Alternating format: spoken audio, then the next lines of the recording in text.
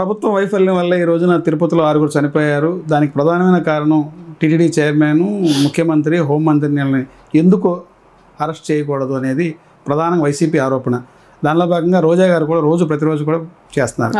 Pushpa cinema ఈవెంట్లో Allu Arjun case పెట్టినప్పుడు వీళ్ళని ఎందుకు కేసు కట్టరు, వీళ్ళని ఎందుకు అరెస్ట్ చేయదంటారు? ఏం చెప్తారు మీరు దాని మీద? సార్ నాకు బిగ్గెస్ట్ డౌట్, ఇంత తెలివైన మేధావి రోజాని ఎట్లా సార్ ఎమ్మెల్యేని చేసి మినిస్టర్ చేశారనేది నాకు పెద్ద డౌట్. పుష్ప 2 అంటే పక్కన ఎక్కడో జరిగిన ఇన్సిడెంట్, పక్క రాష్ట్రంలో జరిగిన ఇన్సిడెంట్ని తీసుకొచ్చి ఇక్కడ కలుపుతుంది. అక్కడంటే ఆ స్టాంపేడ్ అవ్వడానికి మేజర్ రీజన్స్ అనేవి ఆ హీరోకి సంబంధించి చుట్టూ ఉన్నాయి, పరిస్థితులు ఉన్నాయి. Whether it is true or false మనకు తెలియదు, బట్ అతను అక్కడ ఆ ప్లేస్లో ఉన్నాడు. స్టాంపేడ్ జరిగిన దానికి అతని కోసమే వచ్చిన జనం ఉన్నారు, అంత పర్మిషన్ లేదు అనేవి ఇవన్నీ కారణాలుగా అక్కడ ప్రభుత్వం చూపిస్తుంది. ఇక్కడ స్టాంపేడ్ జరగడానికి రీజన్స్ వేరు, క్లియర్ గా కనిపిస్తోంది. ఒకటి బాధ్యత సీఎం ది, డిప్యూటీ సీఎం, హోంమంత్రి, టీటీడీ చైర్మన్, అదే నలుగురిని బాధ్యతలు చేసి ఎందుకు అరెస్ట్ చేయరనేది రోజా. నేను ఇదే అడుగుతాను సార్. ఇదే తిరుపతిలో కొండ కింద జరిగింది, ఇదే తిరుపతిలో రూయా హాస్పిటల్లో కేవలం ప్రభుత్వ నిర్లక్ష్యం వలన ఆక్సిజన్ సరఫరా లేక కోవిడ్ టైంలో 11 మంది చిన్నారులు చనిపోయారు, అవునా కదా? మరి అప్పుడు జగన్మోహన్ రెడ్డి బాధ్యత తీసుకున్నాడా? బయటకు వచ్చి మా ప్రభుత్వానికి బాధ్యత అని చెప్పాడా? ఇప్పుడు వీళ్ళు నోర్లు ఎందుకు లేస్తున్నాయంటే ముఖ్యమంత్రి గారు కానీ డిప్యూటీ సీఎం కానీ బాధ్యత మాది, మా తప్పు అయిపోయిందమ్మా అని చెప్పారు కాబట్టి ఈరోజు నోర్లు లేస్తున్నాయి. మీరు చెప్పేదేంటి? మేమే చెప్పాం అంటే క్షమాపణ చెప్తే చనిపోయిన వాళ్ళు వస్తారా అంటారు. క్షమించండి తప్పైందని చెప్పి కనీసం ఆ బాధ్యత కూడా తీసుకోలేదు కదా వీళ్ళు. ఎప్పుడు వీళ్ళ దాంట్లో కచ్చలూరు ఇన్సిడెంట్ జరిగింది, కచ్చలూరు బోటు ప్రమాదం జరిగింది, బయటకు వచ్చాడా అండి? రాలే. Ruia hospital incident, LG polymers incident, Annamayya dam కేవలం ప్రభుత్వ నిర్లక్ష్యమే. అన్నమయ్య డ్యామ్ది కేవలం ప్రభుత్వ నిర్లక్ష్యమే కదా. లేకపోతే డ్రైవర్ సుబ్రహ్మణ్యం చనిపోయింది ఎవరి నిర్లక్ష్యం వల్ల? ఎవరు చంపేశారండి? ఎమ్మెల్సీ అనంతబాబు చంపేస్తే చనిపోయాడు అతను. లేకపోతే డాక్టర్ గారు కావచ్చు, డాక్టర్ సుధాకర్ గారు కావచ్చు. ఇలాంటివి ఎంతోమంది మహిళలు అభాగ్యులు బలైపోయిన విషయంలో కావచ్చు. ఏ రోజన్నా బయటకు వచ్చి ప్రభుత్వం బాధ్యత తీసుకుందా? ప్రభుత్వ తరపున దుర్మార్గులను కఠినంగా శిక్షిస్తామని చెప్పిందా?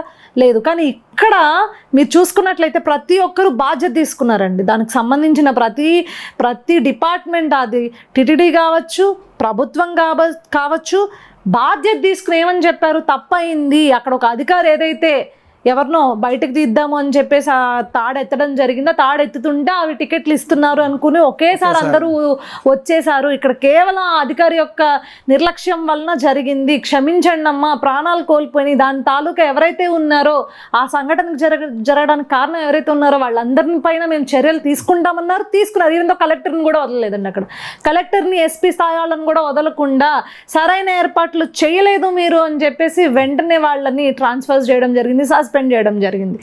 ఏ రోజైనా నీ ప్రభుత్వ హయాంలో ఇలాంటి వైఫల్యాలు జరిగినప్పుడు బయటకు వచ్చి ఒక్క ఆఫీసర్ పైన అయినా సరే నువ్వు చర్యలు తీసుకునే పరిస్థితి ఉందా? ఎందుకంటే ఇక్కడ మా ఏలూరులో చూసుకున్నట్లయితే మీరు వాటర్ బెడ్స్ మార్చక డైరెక్ట్గా గోదావరి నీళ్ళు ఏవైతే గ్రీనిష్ వాటర్ అండి, లిటరల్లీ చూస్తే అక్కడ 1 టౌన్ మొత్తం ట్యాప్స్లోకి వాళ్ళు గ్రీన్ వాటర్ పట్టుకుని అవే తాగేవాళ్ళు. వాళ్ళు మాస్ హిస్టీరియా అని చెప్పేసి దాన్ని ఒక్క అధికారిని సస్పెండ్ చేయలేదండి ఇక్కడ. ఇంకా ఘోరం ఏంటి అంటే అసలు మేము ఈ అపోజిషన్ పార్టీ సైడ్ నుంచి మేము వెళ్ళి గవర్నమెంట్ హాస్పిటల్స్ని విజిట్ చేయడానికి కూడా మాకు పరిస్థితి లేక, పర్మిషన్స్ లేక మేము గోడలు దూకెళ్ళి మేము విజిట్ చేసి వీడియోలు తీయాల్సి వచ్చిన పరిస్థితి వచ్చింది. అసలు లోపల పరిస్థితి ఏంటి అంటే అంతమంది జనం, వందలు కాదు వేలల్లో జనాన్ని అట్లా హాస్పిటల్లో బెడ్స్లో కింద పడేశారు. అండ్ ఎవరి నిర్లక్ష్యం ఇది? ఒక్క అధికారిని సస్పెండ్ చేశారా? చేయలే. కానీ ఇప్పటికీ మేము గర్వంగా చెప్పుకుంటాం మా ప్రభుత్వం అకౌంటబిలిటీ ఉందండి. మా ప్రభుత్వానికి, కుటుంబ ప్రభుత్వానికి బాధ్యతాయుతంగా ఉన్నారు. తప్పు జరిగితే వెంటనే తప్పు జరిగింది అని చెప్పేసి ఒప్పుకునే ధైర్యం ఉన్నది. అంతేగాని ఎవరో తప్పు చేశారు మాకు సంబంధం లేదని చేతులు దులుపుకునే పరిస్థితి కాదు. ఇలాంటి రోజాని, చిల్లర రోజాలని, లేకపోతే చిల్లర శ్యామలాలని చాలామందిని చూసి అసలు ప్రజలు ఫస్ట్ ఆఫ్ ఆల్ ఇలాంటి బజారు నోర్లు వేసుకుని పడిపోయే వాళ్ళని ముందు బయటకు గెంటేయాలి. డిప్యూటీ సీఎంకి సీఎం మధ్య సమన్వయ లోపం ఉంది. సీఎం చంద్రబాబు గారు ఒక వ్యక్తిని చెప్తే పవన్ కళ్యాణ్ గారు మరో పేర్లు చెప్పారు. ఇద్దరి మధ్య సమన్వయ లోపం ఉంది. కూటమి ప్రభుత్వం కూలిపోతుందని చెప్పంటారు. నిజంగా కూటమి ప్రభుత్వం కూలిపోతుందా? త్వరలోనే కూలిపోతుందని చెప్తారు. ఇక్కడ 2 దానికి ఉదాహరణ తిరుపతి ఘటన అంటారు. లేదండి, ఇక్కడ 2 వ్యక్తిత్వాలు మీరు ఇద్దరిని కలిపి చూడకూడదు. చంద్రబాబు నాయుడు గారిది సుదీర్ఘమైన రాజకీయ అనుభవం ఉంది. దాని వెనక ఏం జరిగింది ఏంటి అని చెప్పేసి పూర్తిగా సమగ్రంగా ఆలోచించి ఆయనకు ఉన్న ఇంటెలిజెన్స్ రిపోర్ట్ కానీ ఏ ఏ ఏ క్రమంలో ఆ ప్రతిదీ తీసుకుని ఆయన ఒక ప్రకటన తెలియజేస్తారు.